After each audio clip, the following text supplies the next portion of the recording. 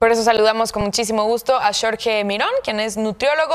Jorge, bueno, uno pensaría que sustituir azúcar por este tipo de productos era bueno.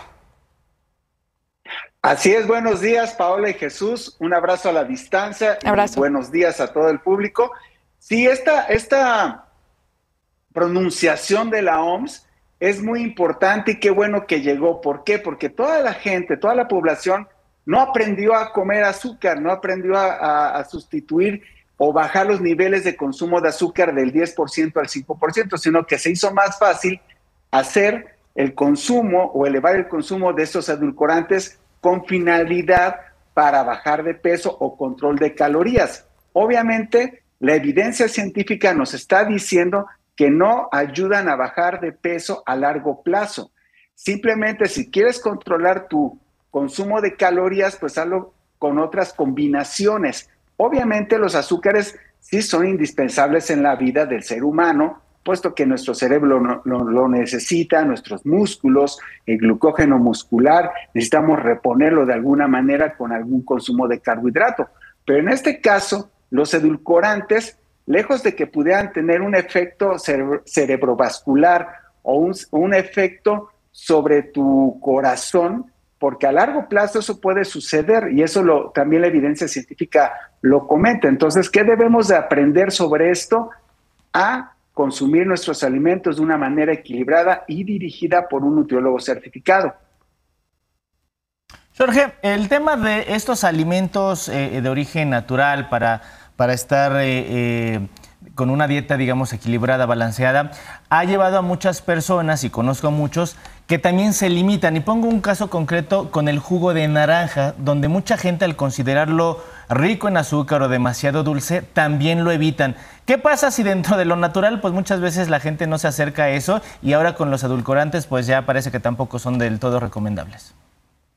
Exacto, se ha tipificado mucho y se ha satanizado demasiado lo que es el consumo del azúcar o también de los consumos de las frutas. Hay que entender que hay un efecto glicémico de los alimentos y que ese hay que medirlo en las personas que son prediabéticas o viven con diabetes. Si es así el caso, que tengas el riesgo, entonces evitar el consumo de estos jugos. Pero si no estás en riesgo y eres un deportista, pues puedes incluirlo dentro de tu alimentación, o si están los niños en crecimiento y desarrollo, lo podríamos incluir, pero no todos los días y no con una frecuencia o consumo o volumen de medio litro o de 1 litro, como comúnmente vemos que sucede en las familias. Lo agarran como una moda, sí.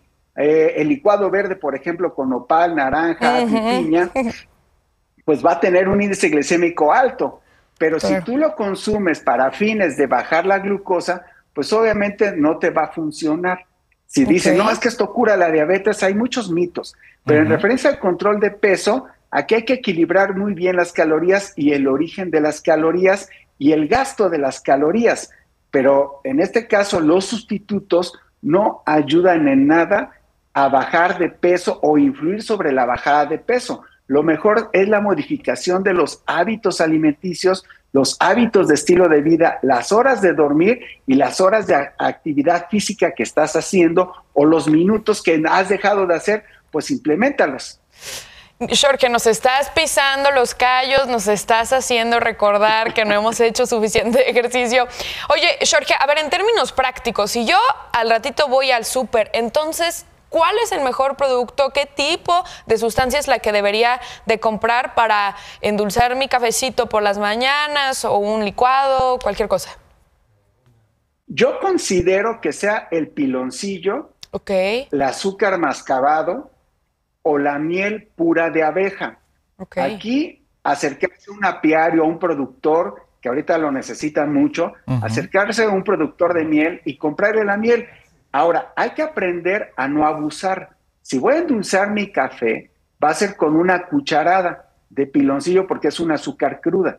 Entonces el índice glicémico pudiera ser no tan peligroso, pero las calorías pues van a ser las normales del consumo de azúcar, pero obviamente la absorción de esas calorías pudiera ser del 50%.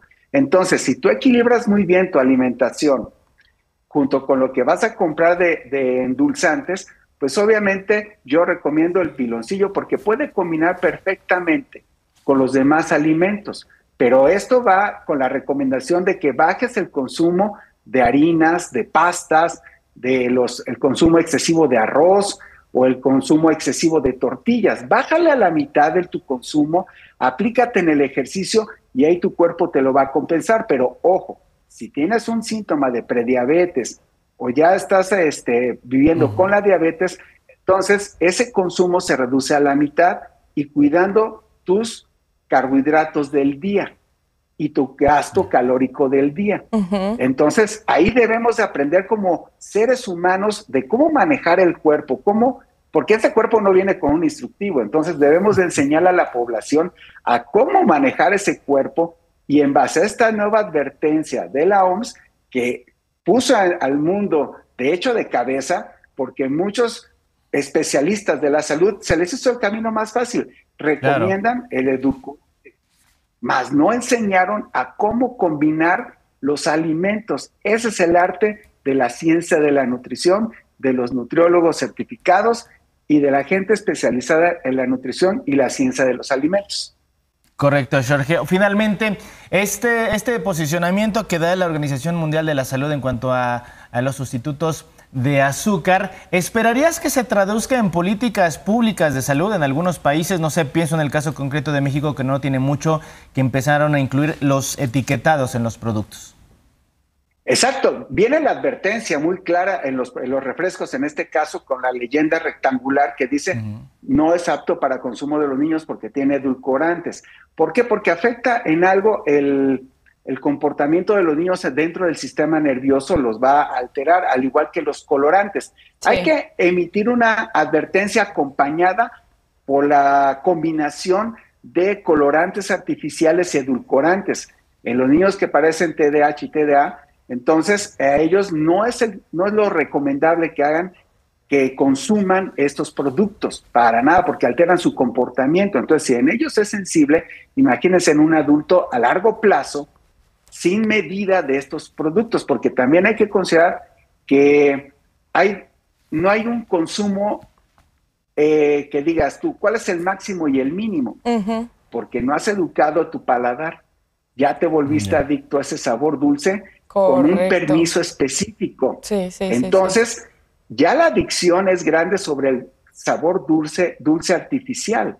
Entonces, ahí podemos tener un probable riesgo de neuroplasticidad, en donde la preferencia alimentaria ahora es enseñarles a la población a consumir tal vez el piloncillo, el azúcar morena, en volúmenes bajos, pero la peligrosidad es las veces que te altera en tu palatabilidad o en tu sabor, en tu lengua, la cantidad de dulce que te pudiera dar cada edulcorante, por ejemplo, el acesulfame K, las versiones de producto 0 calorías, bajo en calorías, reducto. Entonces, eso es lo que hay que tener mucho cuidado. Claro. Muy bien. Entonces, acérquense a la población, a un nutriólogo especializado, un nutriólogo certificado. Esa es mi mejor recomendación para iniciar un nuevo estilo de vida en base a esta recomendación de la OMS, que sí está basado en evidencia científica, en estudios observacionales y está siendo criticado en todo el mundo, porque dicen, oye, la base científica de esta recomendación es en base observacional o de qué tipo de estudios longitudinales. Entonces está esto en una mesa de juicio, pero cuando OMS lo dice, hay que acatar las órdenes. Así es. Jorge Mirón, muchísimas gracias por estar esta mañana con nosotros. Ya escucharon y ni modo, a bajarle. Gracias. Gracias, Jorge. Buen día. Exacto. Un abrazo. Buen día. Abrazo.